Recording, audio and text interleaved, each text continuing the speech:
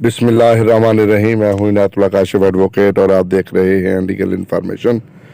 دوستو، جیسا کہ آپ کی علم میں ہے کہ عمران خان نیازی وزیر اعظم پاکستان نے گزشتہ روز کی ایک تقریر میں اعلان کیا تھا کہ احساس پروگرام جو ہے اس کی جو رقم ہے وہ بڑھا دی گئی ہے، اور یہ رقم 12,000 روپے سے 13,000 روپے کا اعلان ہوا تھا، اور پھر 14,000 روپے اعلان کیا گیا تھا، اور اب 14,000 روپے کی جو رقم ہے وہ آج سے ملنا شروع ہو گئی ہے.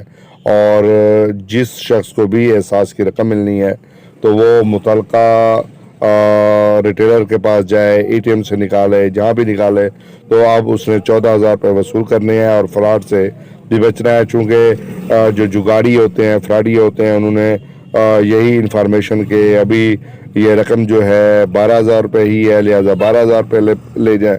تو آپ نے 12,000 روپے نہیں، آج 7 مارچ کو آپ نے 14,000 روپے یہ رقم وصول کرنی ہے. تو یہ فوری طور پہ جو اس دن تقریر کی تھی اس پہ عمل درآمد ہو چکا ہے. آج سے آپ یہ رقم جو ہے وہ 14,000 روپے وصول کریں گے.